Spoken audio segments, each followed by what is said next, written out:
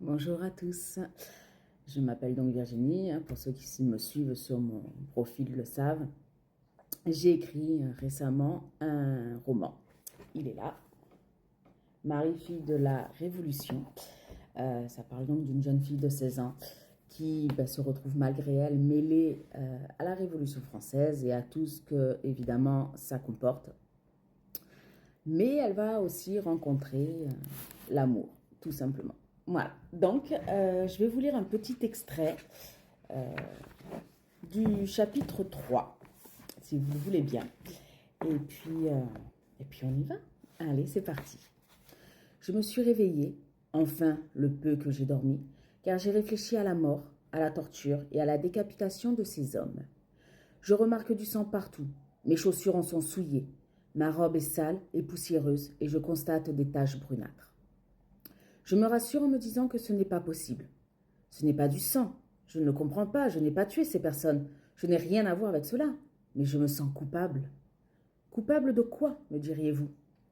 Coupable de n'être pas intervenu, de ne pas les avoir sauvés, coupable de n'avoir pas pu bouger, d'avoir eu peur. Je me prépare, coiffe mes longs cheveux roux, me fais une natte. Comme vous pouvez l'imaginer, lorsque je descends, je constate que mes parents m'attendent. Il est évident que ma mère me pose des questions, me dispute et me gronde, car elle est consciente de ce qui s'est passé hier, à savoir la peur, la violence, les assassinats, les blessés.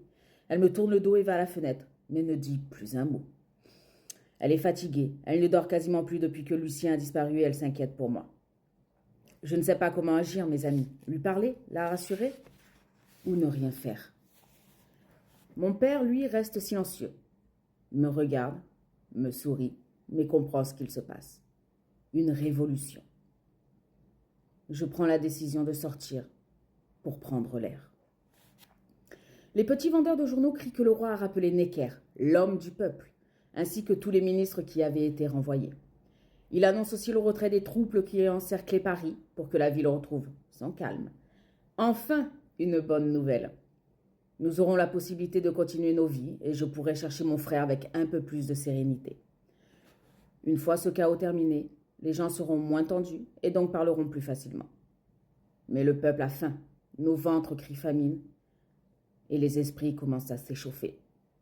Voilà pour ce court extrait, j'espère qu'en tout cas que ça vous a plu et je continuerai à vous faire des petits extraits comme ça.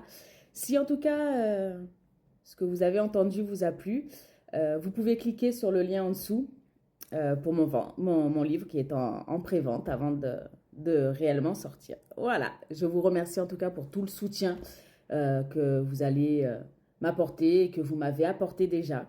Et sur ce, très bonne journée les amis.